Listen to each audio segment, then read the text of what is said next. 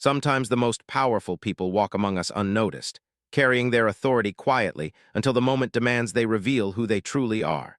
In a world where appearances can deceive and assumptions can crumble in an instant, one woman's journey from victim to victor reminds us that respect isn't given, it's commanded. What happens when those who prey on the seemingly powerless discover they've chosen the wrong target? This is the story of Lieutenant Colonel Sarah Chen, a woman whose hidden rank would silence her tormentors and change everything they thought they knew about power, respect, and the dangerous game of underestimating others. The morning subway car rattled through the underground tunnels of downtown Chicago, packed with the usual mix of office workers, students, and early commuters. Among them sat Sarah Chen, a woman in her early 30s with shoulder-length black hair pulled back in a simple ponytail. She wore civilian clothes, dark jeans, a plain navy sweater, and comfortable sneakers. Nothing about her appearance suggested anything extraordinary. To the casual observer, she looked like any other professional heading to work, perhaps a teacher, an accountant, or maybe a marketing coordinator at some mid-level company. Sarah kept her eyes focused on the book in her lap, a biography of General Patton that she was reading during her commute. The pages were well-worn, filled with small notes in the margins written in precise handwriting. She had been making this same journey for 3 weeks now, ever since she had been assigned to a temporary liaison position at the downtown recruitment office.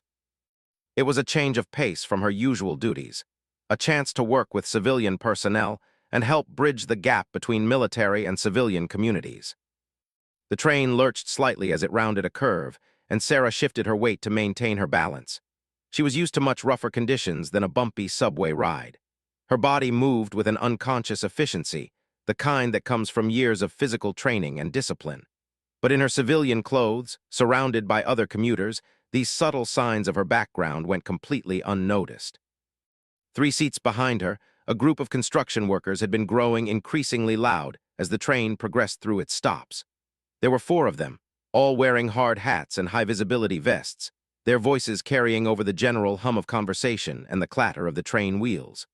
They had started their day early, and their conversation had gradually shifted from work topics to more personal commentary about the women on the train. "Look at that blonde over there," said Marcus, a heavy-set man with graying temples who seemed to be the unofficial leader of the group. "Bet she's never done a real day's work in her life." His companions chuckled, emboldened by his confident tone. "What about the redhead by the door?" added Tony, a younger man with calloused hands and a permanent squint from years of outdoor work. "Probably some fancy lawyer thinking she's better than everyone else." Their comments grew bolder as the train filled with more passengers at each stop. The morning rush hour was in full swing, and the car was becoming cramped. People pressed closer together, and personal space became a luxury.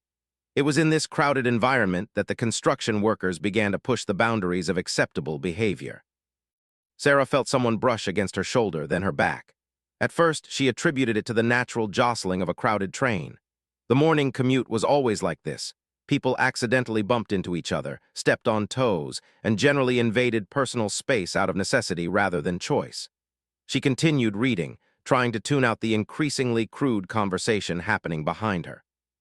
But the touching became more deliberate. A hand lingered on her shoulder longer than any accidental contact would warrant. Another time, fingers seemed to deliberately graze her arm as someone reached for a handrail that was nowhere near where the contact occurred. Sarah's military training had taught her to assess situations quickly and accurately. This wasn't accidental contact. This was deliberate harassment.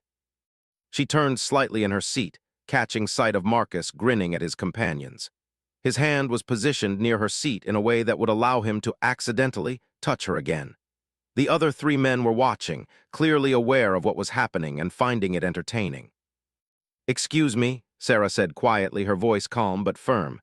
"Please keep your hands to yourself." Marcus looked at her with exaggerated surprise, as if he had no idea what she was talking about. "What hands, lady? It's crowded in here.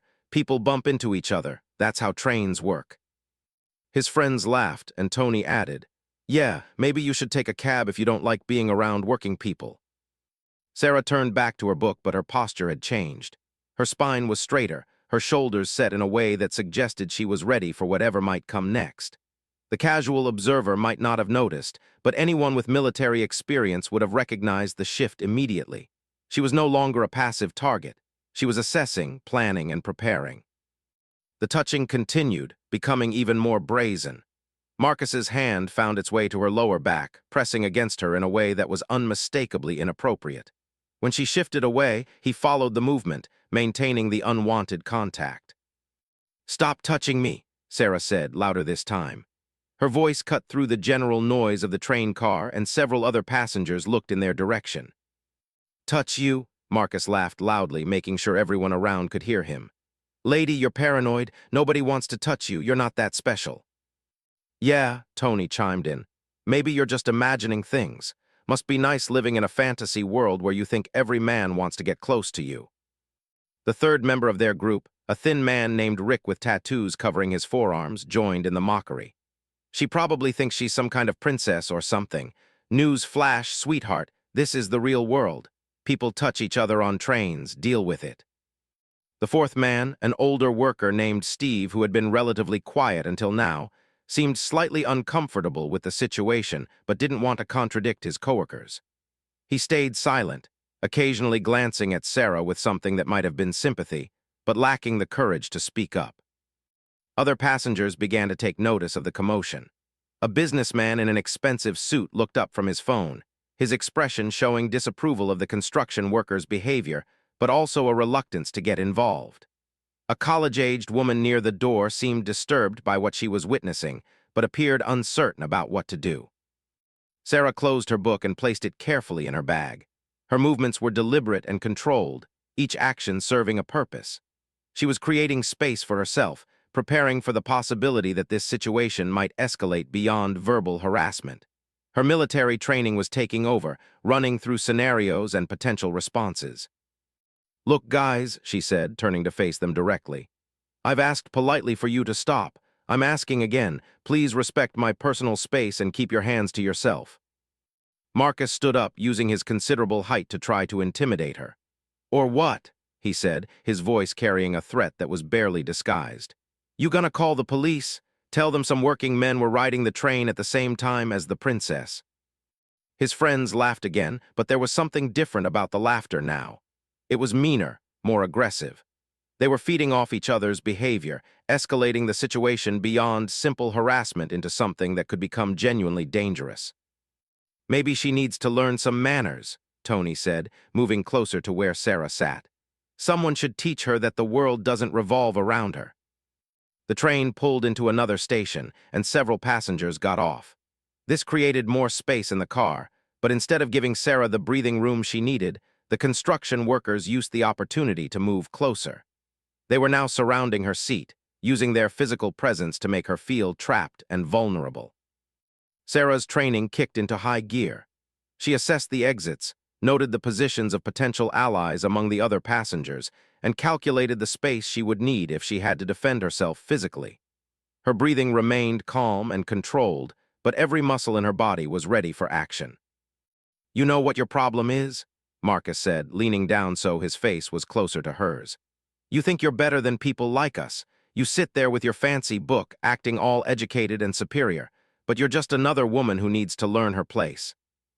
The threat in his voice was no longer disguised. Other passengers were definitely watching now, but no one seemed willing to intervene. Sarah was on her own, just as she had been in more dangerous situations than these men could possibly imagine. She stood up slowly, her movements smooth and controlled. At her full height, she was noticeably shorter than Marcus, but something about her presence filled the space differently now. Her posture was unmistakably military, straight-backed, alert, ready.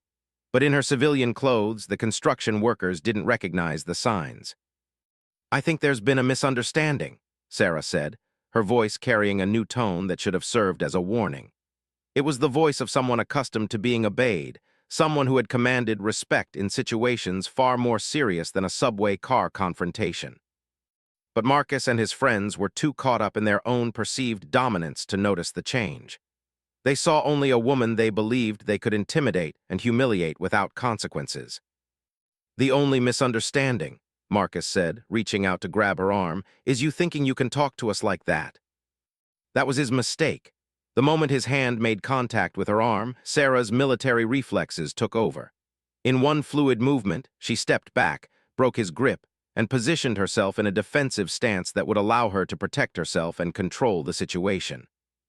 The construction workers suddenly found themselves facing someone very different from the quiet commuter they thought they had been harassing. Sarah Chen was no longer hiding behind her civilian appearance. Every line of her body spoke of discipline, training, and the kind of confidence that comes from facing real danger and emerging victorious. But they still didn't understand what they were dealing with. Marcus, embarrassed by how easily she had broken free from his grip, became even more aggressive. "Oh, so you want to fight?" he said, clenching his fists. "Let me tell you something, lady. We work with our hands for a living. We're not some soft office workers you can push around." Tony and Rick positioned themselves to support Marcus, while Steve hung back, looking increasingly uncomfortable with where this was heading. The train car had grown quieter, with other passengers watching the confrontation with a mixture of concern and morbid curiosity. Sarah remained calm, her stance relaxed but ready. She had been in situations where lives hung in the balance, where split-second decisions meant the difference between mission success and catastrophic failure. 4 construction workers on a subway car, no matter how aggressive they might be, simply didn't register as a serious threat in the context of her experience. "I don't want to fight anyone," she said clearly. "I just want to ride the train in peace, but if you continue this behavior, you're going to discover that you've made a very serious mistake." Marcus laughed, but it was a harsh, ugly sound. "Mistake? The only mistake here is you thinking you can threaten us. You're just one woman. What are you gonna do against 4 men?" The question hung in the air as the train began to slow for the next station. Sarah glanced at the station name appearing on the electronic display. 2 more stops until her destination. 2 more stops until she could walk away from this situation without having to reveal more about herself than she wanted to. But Marcus wasn't done.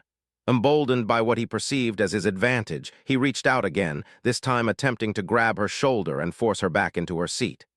"Maybe we need to teach you some respect," he said. That was when Sarah Chen decided that these men had pushed far enough. Her hand moved faster than any of them could follow, intercepting Marcus's reach and applying just enough pressure to a nerve point to make him immediately regret his decision. The technique was precise, controlled, and completely unmistakable to anyone who understood close-quarters combat. Marcus yelped and jerked his hand back, staring at her in shock. "What the hell was that?" "That," Sarah said quietly, "was a warning. The next time you put your hands on me without permission will be the last time you make that mistake." The confidence in her voice was absolute. This wasn't the bravado of someone trying to bluff their way out of a bad situation. This was the calm certainty of someone who knew exactly what she was capable of and had no doubt about her ability to handle whatever these men might attempt. Tony stepped forward, angry at seeing his friend challenged. "You think you're tough? Let's see how tough you are when." He never finished the sentence. Sarah's movement was so quick and precise that Tony found himself off balance and stepping back before he even realized what had happened. She hadn't struck him, hadn't even touched him, but something about the way she moved made it clear that she could have done whatever she wanted to him. The other passengers were watching in fascination now. Here was this ordinary-looking woman in civilian clothes, completely controlling a situation against 4 much larger men through nothing more than presence, positioning, and the occasional precise movement that suggested vast reserves of capability held in check. Rick, seeing his friends backing down, tried a different approach. "Look, lady, I think everyone's getting a little heated here. Why don't we all just calm down and—" "I am calm," Sarah interrupted. "I've been calm this entire time. The question is whether you and your friends are going to continue this behavior or if you're going to sit down, keep your hands to yourselves, and let everyone ride the train in peace." The train pulled into the next station, and several passengers got off while others got on. The new passengers immediately sensed the tension in the car, with 4 construction workers standing around one woman who somehow seemed to be the one in control of the situation. Marcus was still nursing his hand, staring at Sarah with a mixture of anger and confusion. "What are you, some kind of martial arts expert or something?" Sarah almost smiled at that. If only he knew, if only any of them knew. "I'm someone who doesn't like being touched without permission," she said simply. "And I'm someone who has the ability to make sure that doesn't happen." The next few minutes passed in an uncomfortable standoff. The construction workers huddled together, speaking in low voices and occasionally glancing at Sarah, who had returned to her seat but remained alert and ready. Other passengers pretended to read their phones or stare out the windows, but everyone was aware of the tension in the air. As the train approached Sarah's stop, she began to gather her belongings. The simple act of preparing to leave seemed to deflate some of the tension in the car. The construction workers appeared, relieved that the confrontation would soon be over without any further escalation. But Marcus couldn't let it go. His pride had been wounded in front of his friends and a car full of strangers. As Sarah stood to make her way toward the door, he called out loud enough for everyone to hear. "Yeah, that's right. Run away. That's what happens when people like you try to act tough with real working people. You're nothing special. Just another stuck-up woman who thinks she's better than everyone else." His friends joined in with crude comments and mocking laughter, trying to salvage their dignity by having the last word. Other passengers shook their heads in disgust at the behavior, but no one spoke up. Sarah paused at the door as the train came to a complete stop. For a moment, it seemed like she might just walk away and let the incident end. The doors opened, and commuters began to file off the train. Then she turned around. What happened next would be talked about by the other passengers for months to come, shared in workplaces and homes as a story about the dangers of underestimating people and the power of hidden strength. Sarah Chen walked back toward the construction workers with the same calm, controlled demeanor she had maintained throughout the entire confrontation. But now there was something different in her posture, something that made even the most oblivious observer understand that the situation was about to change dramatically. She reached into her bag and pulled out a small leather wallet. With deliberate precision, she opened it and held it up so that Marcus and his friends could see exactly what was inside. The effect was immediate and devastating. Marcus's face went white. Tony's mouth fell open. Rick actually took a step backward, bumping into another passenger. Even Steve, who had tried to stay out of the confrontation, looked like he wanted to disappear into the floor of the train car. Because there, in the clear plastic window of Sarah's wallet, was a military identification card. And clearly visible on that card were the words that would haunt these four men for a very long time. Lieutenant Colonel Sarah Chen, United States Army. The silence that followed Sarah's revelation was deafening. The rhythmic clacking of the train wheels seemed to fade into the background as every person in the subway car processed what they had just witnessed. Lieutenant Colonel Sarah Chen stood calmly in the aisle, her military identification clearly visible, while four construction workers stared at her in various states of shock and dawning horror. Marcus was the first to find his voice, though it came out as little more than a whisper. "Lieutenant Colonel," he swallowed hard, his Adam's apple bobbing visibly. You're an officer." "That's correct," Sarah replied, her tone professional and measured. She closed her wallet and returned it to her bag, but the damage was already done. The image of that military ID was burned into the minds of everyone who had seen it. Lieutenant Colonel Sarah Chen, currently assigned to the Army's Community Liaison Division. Tony's face had gone from red with anger to pale with fear. We didn't know," he stammered. "I mean, you weren't in uniform or anything." "No," Sarah agreed. "I wasn't. Officers are allowed to wear civilian clothes when not on official duty. But that doesn't mean we stop being officers, and it certainly doesn't mean we surrender our right to be treated with basic human respect." Rick was frantically thinking through the implications of what they had done. "Listen, ma'am, I mean Colonel, sir, ma'am." He stumbled over the proper form of address, his construction site bravado completely evaporated. We didn't mean any disrespect to the military or anything." "You didn't mean disrespect to the military?" Sarah's voice carried a note of incredulity. "You sexually harassed a commissioned officer. You threatened a commissioned officer. You attempted to physically assault a commissioned officer. And you did all of this on public transportation in front of civilian witnesses." She paused, letting the weight of her words sink in. "What exactly did you think you were doing?" Steve, who had been the most reluctant participant in the harassment, stepped forward with his hands raised in a gesture of surrender. "Colonel, please, we screwed up bad. Is there anything we can do to make this right?" Sarah studied the four men for a long moment. Around them, other passengers were listening to every word, their phones discreetly positioned to capture the conversation. This was the kind of story that would go viral within hours. Construction workers harass woman on subway, discover she's a high-ranking military officer. "You want to make this right?" Sarah asked. Let me explain to you what you've done so you understand the full scope of your mistake. She moved to stand directly in front of Marcus, who had been the ringleader of their group. Despite her smaller stature, her presence seemed to fill the space between them. You, Mr. Johnson, Marcus replied automatically. Marcus Johnson. Mr. Johnson, you sexually harassed a lieutenant colonel in the United States Army. Under the Uniform Code of Military Justice, that's a crime that can be prosecuted in military court. But since this occurred in civilian jurisdiction, it's also sexual harassment under Illinois state law and federal civil rights law. Marcus's eyes widened as he began to understand the legal implications of his actions. But we're not military, he protested weakly. We're civilians. That's correct, Sarah nodded. Which means you don't have the protection of military law. Civilians who assault or harass military personnel can be prosecuted to the fullest extent of civilian law.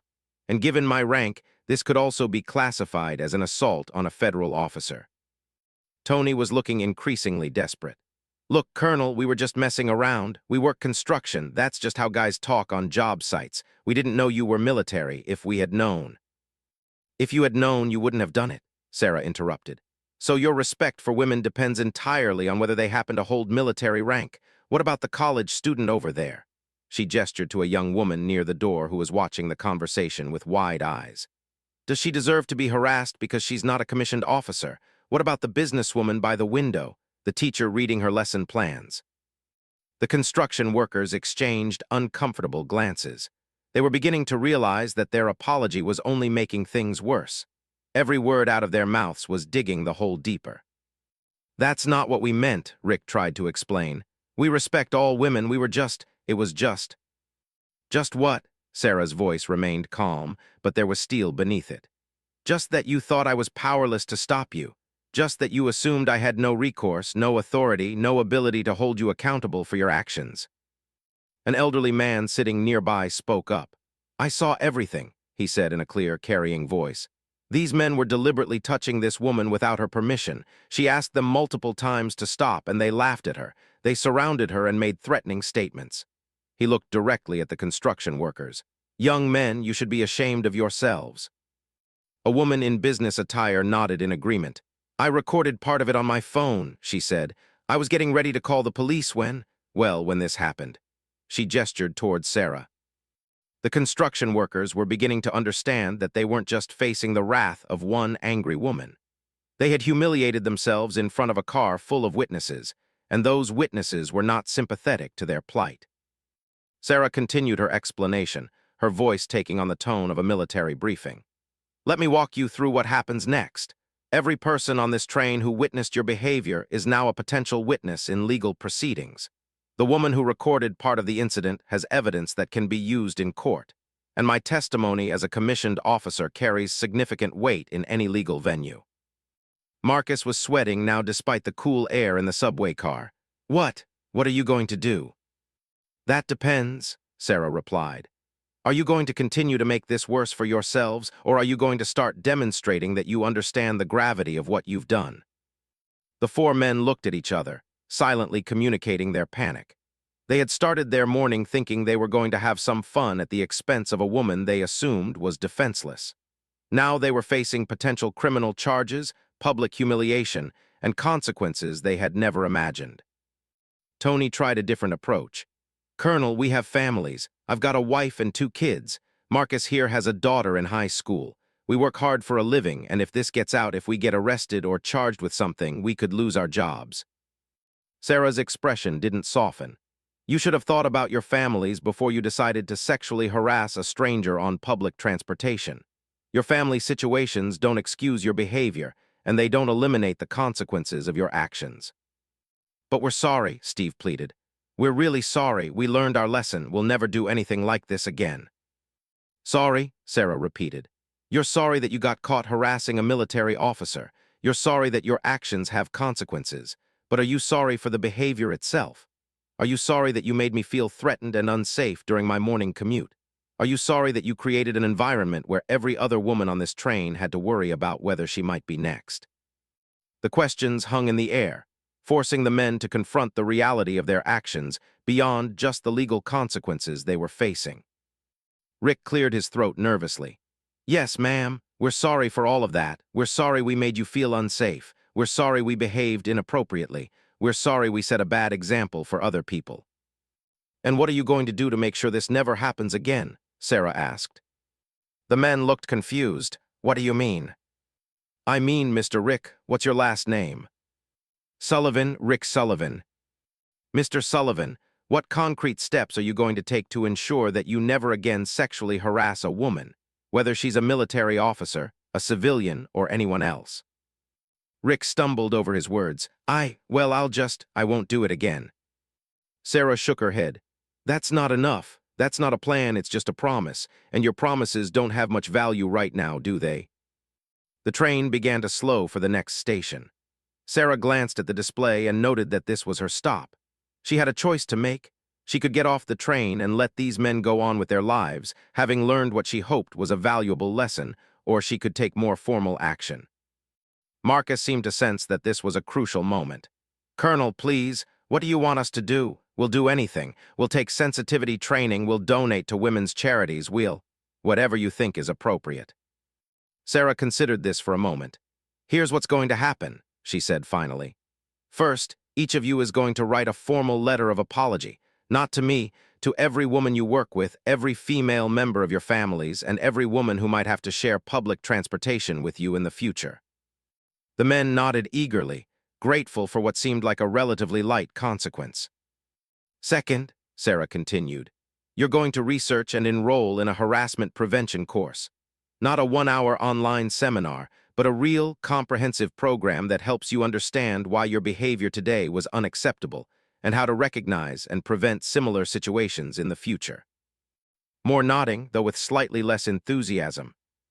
Third, you're going to have a conversation with your supervisors at work about appropriate workplace behavior and respect for women. You're going to tell them exactly what happened here today and ask for their help in ensuring that your workplace maintains appropriate standards of conduct. The color drained from Tony's face. You want us to tell our bosses that we sexually harassed a woman on the subway. I want you to take responsibility for your actions, Sarah replied. If you're not willing to be honest about what you did, then you haven't really learned anything from this experience. Marcus was calculating rapidly in his head. Telling their supervisor about this incident could indeed cost them their jobs, but the alternative, having a lieutenant colonel file formal charges, could be much worse. And fourth, Sarah said, you're going to spend some time thinking about the example you set for other men, especially younger men who might look up to you. Construction sites, military bases, corporate offices, they all have cultures that are shaped by the people in them. Today you contributed to a culture that treats women as objects to be harassed and intimidated. Tomorrow you're going to start contributing to a culture of respect and professionalism. The train came to a complete stop, and the doors opened. Passengers began filing off, but everyone in Sarah's section remained seated, transfixed by the ongoing conversation. Steve found his courage and spoke up. Colonel, what you're asking us to do? It's fair. It's more than fair, considering what we did. But what guarantee do you have that we'll follow through? What's to stop us from just agreeing now and then forgetting about it once you're gone? Sarah smiled for the first time since the confrontation began, but it wasn't a warm expression. Mr. Steve, what's your last name? Thompson, Steve Thompson. Mr. Thompson, that's an excellent question. The answer is that I'm not just any lieutenant colonel. I work in community liaison. Part of my job involves building relationships between military installations and civilian communities. I work with construction companies, educational institutions, local government, and community organizations. She let that sink in for a moment before continuing. Which means I have contacts throughout this city. I know people in the construction industry, in law enforcement, in the legal community. If I wanted to verify that you had followed through on your commitments, it would be very easy for me to do so. Marcus swallowed hard. You're going to be checking up on us? I'm going to be available to verify your compliance if necessary, Sarah replied diplomatically. And since you work in construction, wearing company uniforms and traveling on public transportation, you're quite visible members of the community. Your behavior reflects not just on yourselves, but on your employer, your families, and your profession as a whole. The implication was clear. They were being watched, and their future conduct would have consequences. Tony was still grappling with the requirement to confess their behavior to their supervisor. "Colonel, our boss, he's old school. If we tell him we sexually harassed a woman, even if we explain that we learned our lesson, he might fire us anyway." "Then you'll have to find new jobs," Sarah replied without sympathy. "Jobs where you can apply the lessons you've learned here today. The consequences of your actions don't disappear just because they're inconvenient for you." Rick tried one more appeal. "What if we could show you that we've changed without having to risk our jobs? What if we documented our sensitivity training, our volunteer work, our efforts to be better people?" Sarah considered this. "Mr. Sullivan, the reason I'm requiring you to discuss this with your supervisor is not to punish you. It's to ensure that your workplace becomes part of the solution instead of part of the problem. If you're afraid to tell your boss what you did, then your workplace probably enables and encourages the kind of behavior you displayed today." She gathered her bag and prepared to leave the train. "However, I'll make you a deal. If you can demonstrate within 30 days that your workplace has implemented meaningful harassment prevention policies and training programs, then I'll consider your requirement fulfilled without requiring you to confess your specific actions." The men's faces showed a mixture of hope and continued anxiety. "How do we contact you to show you the documentation?" Marcus asked. Sarah reached into her bag and pulled out a business card. "This has the contact information for the Community Liaison Office. You can send your documentation there. Attention to Lieutenant Colonel Chen." As she handed over the card, she made eye contact with each of the 4 men in turn. "Gentlemen, let me be very clear about something. This is your one chance, your only chance. If I ever hear about any of you engaging in harassment, assault, or inappropriate behavior toward women again, there will be no conversation, no negotiation, and no second chances. I will pursue every available legal remedy, and I will use every resource at my disposal to ensure that you face the full consequences of your actions." The finality in her voice left no room for doubt. These men had used up whatever mercy she was inclined to show.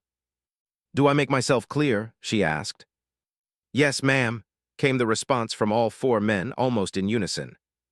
"Good." Sarah slung her bag over her shoulder and headed for the door. As she reached the threshold, she turned back one final time. "And gentlemen, the next time you're tempted to judge someone by their appearance, to assume someone is powerless because they don't look threatening, or to use your physical size and numbers to intimidate someone you think can't fight back, remember this moment. Remember that you never really know who you're dealing with."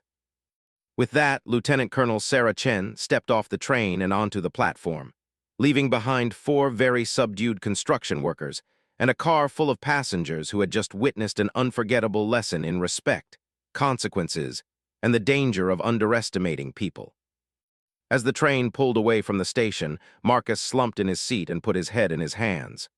"I can't believe we just sexually harassed a lieutenant colonel," he muttered. Tony was staring at the business card Sarah had given them. "Community Liaison Office. Do you think she really has contacts everywhere?" Rick was already pulling out his phone. "I'm looking up harassment prevention courses right now. I don't care if I have to pay for it myself." Steve nodded grimly. "We really screwed up. We really screwed up."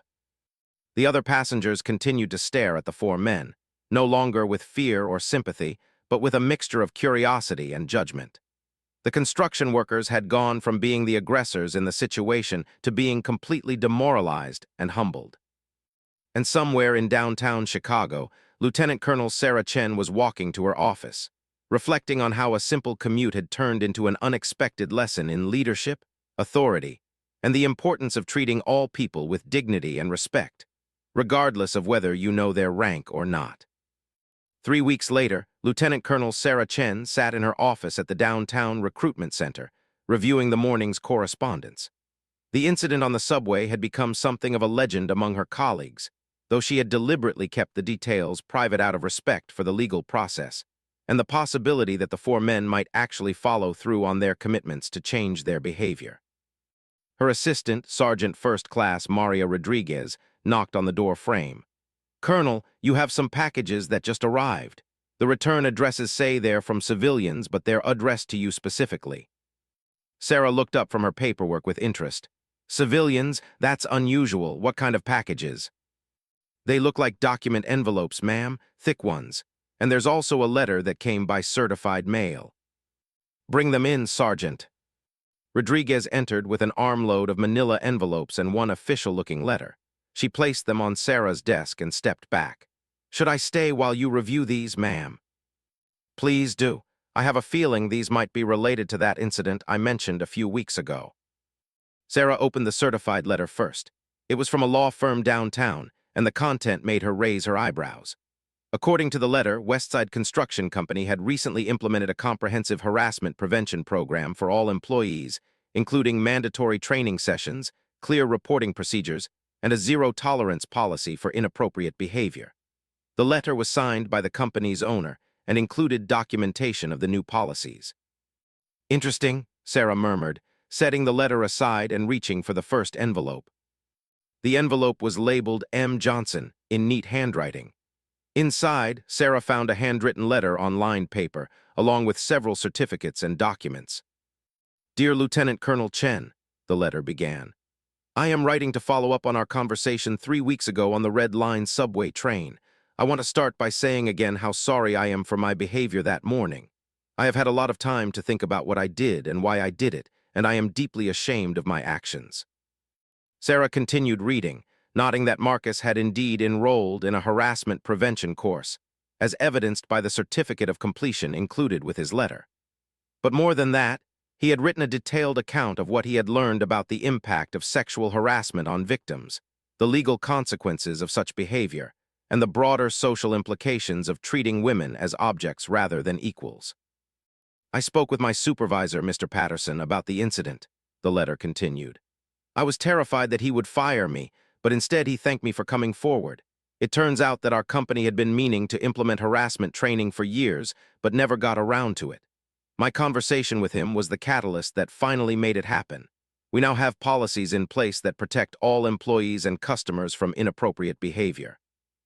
The letter went on to describe Marcus's conversations with his teenage daughter about respect and appropriate behavior toward women, and his commitment to setting a better example for younger men in his workplace. I know that words are easy and actions are what matter, the letter concluded. I hope that my actions over the coming months and years will demonstrate that I have truly learned from this experience. Thank you for giving me the opportunity to become a better person instead of simply punishing me for my mistakes. Respectfully, Marcus Johnson. Rodriguez watched as Sarah set down the letter and reached for the second envelope, this one labeled T. Martinez. Tony's letter was shorter but no less sincere. He had also completed harassment prevention training, but had gone further by volunteering with a local women's shelter. His letter included documentation of 20 hours of community service helping women who had been victims of domestic violence and sexual assault. Working with these women has been eye-opening, Tony wrote. I never realized how common harassment and assault are, or how much damage they do to people's lives. Some of the women I've worked with have been afraid to ride public transportation because of experiences similar to what I put you through. I am horrified that I contributed to making women feel unsafe in public spaces. Tony's letter also mentioned conversations with his wife and daughters about his behavior, and his commitment to modeling respectful behavior for his young son. The third envelope contained Rick Sullivan's response, which was perhaps the most comprehensive of all. Rick had not only completed harassment training, but had also taken a college-level course on gender studies and workplace equality. His letter demonstrated a sophisticated understanding of the systemic nature of harassment and discrimination. I realize now that my behavior was not just inappropriate in the moment, Rick wrote, but was part of a larger pattern of treating women as less than equal. I have begun to recognize how many times in my life I have failed to speak up when other men engaged in similar behavior. I am committed to being part of the solution rather than part of the problem. Rick's documentation included not only his course completion certificates, but also a written plan for addressing inappropriate behavior when he encountered it in the future. He had clearly given serious thought to how he would handle situations where other men engaged in harassment or discrimination. The final envelope contained Steve Thompson's response, which surprised Sarah with its depth and thoughtfulness. Steve had not only completed the required training, but had also started a men's discussion group at his church focused on healthy masculinity and respectful relationships. I realized that staying silent when my friends behaved inappropriately made me complicit in their actions, Steve wrote. I have started talking to other men about the importance of speaking up when we see harassment or discrimination happening. It's not enough to just avoid bad behavior ourselves. We have to actively work to stop it when we see it.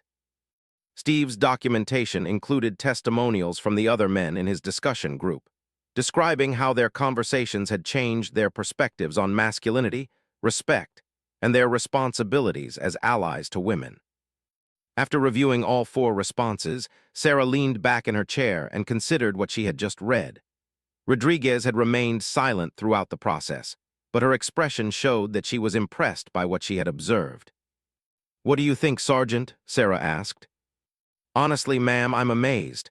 When you first told me about the subway incident, I figured these guys would just lay low for a few weeks and then go back to their old behavior.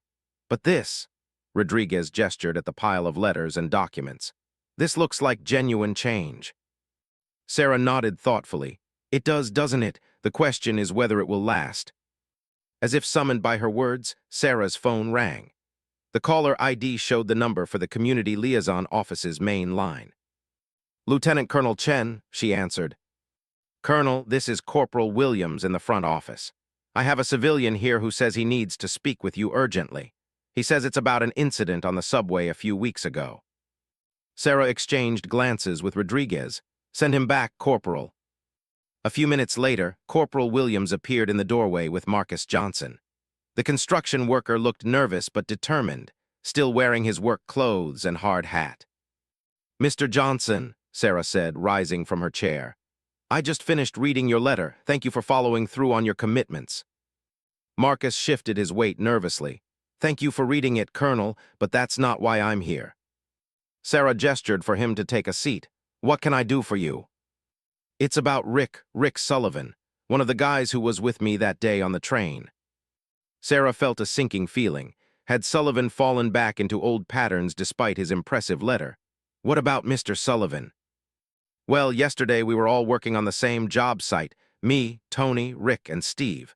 And there was this incident with one of our female coworkers." Sarah's expression hardened. "Go on." No, Marcus said quickly, recognizing her change in demeanor.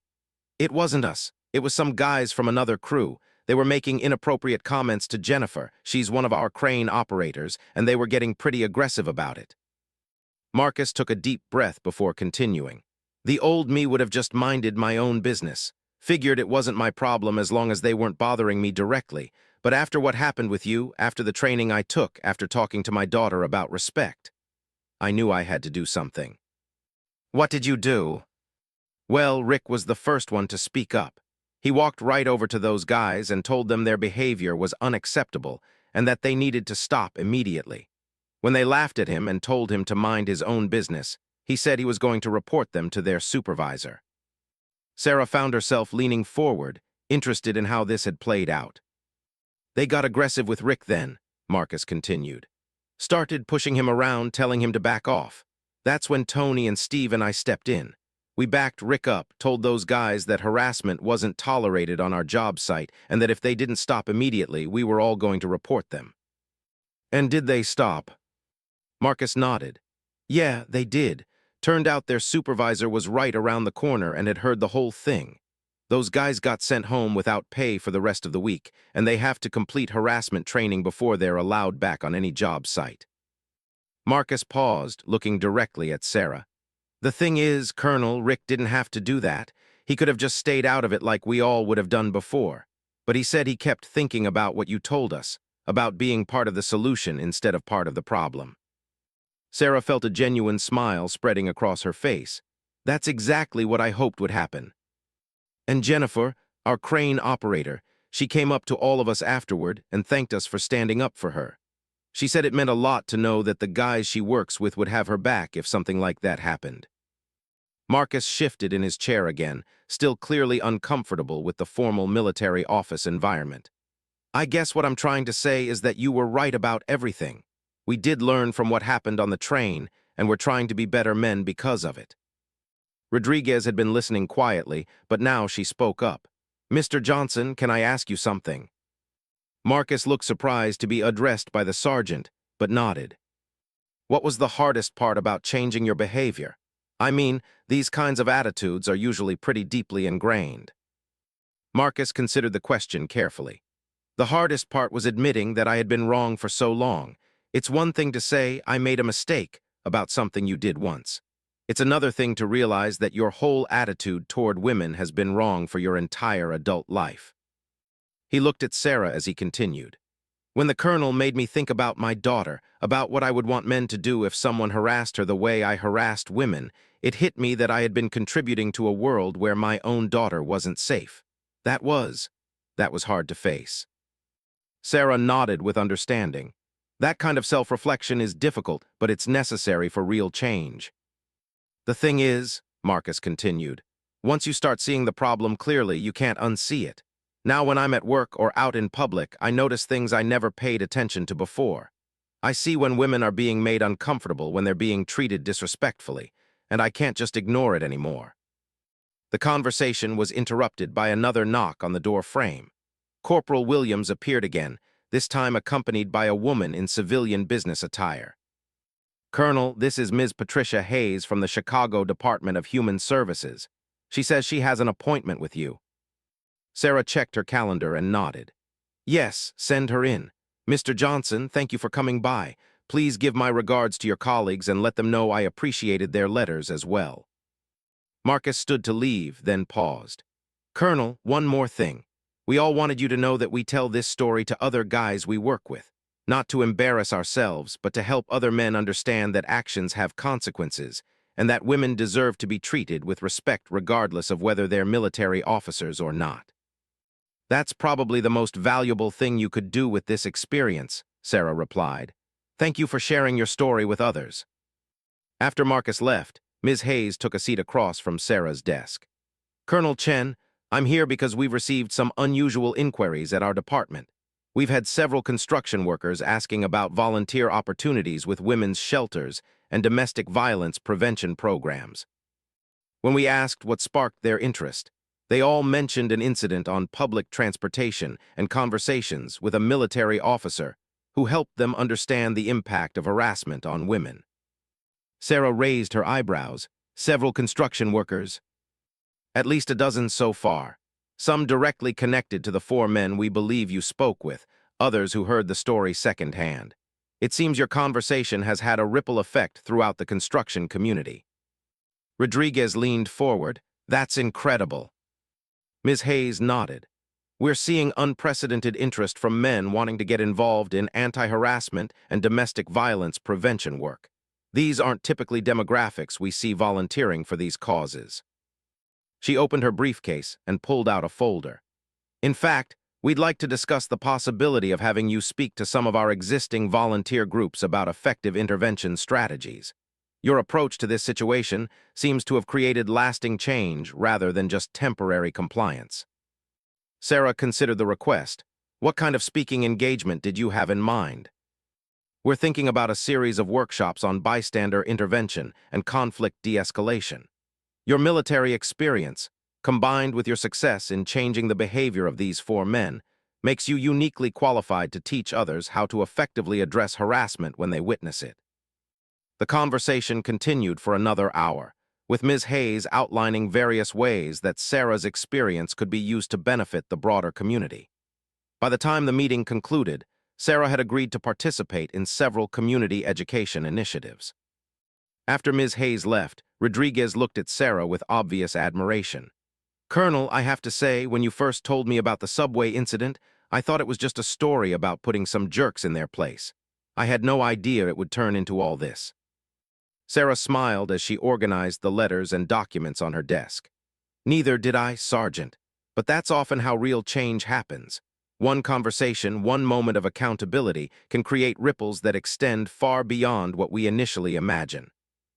Rodriguez nodded thoughtfully. Do you think those 4 men will stick with their new attitudes long-term? I think they will, Sarah replied. Not because they're afraid of getting in trouble, but because they've genuinely understood why their old behavior was wrong. When people truly understand the impact of their actions, they're much more likely to make lasting changes. She picked up Marcus Johnson's letter and reread the final paragraph. Besides, they're not just changing for themselves anymore. They're changing for their daughters, their wives, their female coworkers, and all the women they encounter in public spaces. That kind of motivation tends to be pretty durable. As the afternoon wore on, Sarah reflected on the unexpected journey that had begun with a simple subway commute. What started as an unpleasant encounter with four harassing men had evolved into a community-wide initiative to address harassment and promote respectful behavior. The incident had reminded her why she had chosen to work in community liaison in the first place. Her military training had prepared her to handle conflict and command respect, but more importantly, it had taught her the value of turning adversaries into allies, of using authority not just to punish wrongdoing, but to create positive change. Later that evening, as Sarah rode the same subway line home, she noticed something different about the atmosphere in the train car. Passengers seemed more aware of each other, more willing to speak up when someone needed help or was being bothered. A young man offered his seat to an elderly woman without being asked. Two businessmen moved aside to make room for a mother with a stroller. Small gestures, but indicative of a more respectful, community-minded environment.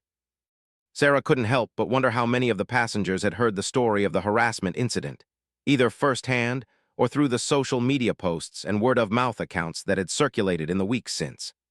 The story had become something of an urban legend, the tale of construction workers who learned not to judge people by appearances and discovered that respect is earned through actions, not demanded through intimidation.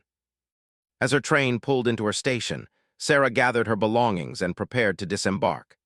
Tomorrow would bring new challenges, new opportunities to build bridges between military and civilian communities, and new chances to demonstrate that true authority comes not from rank or position, but from integrity, competence, and the willingness to stand up for what's right.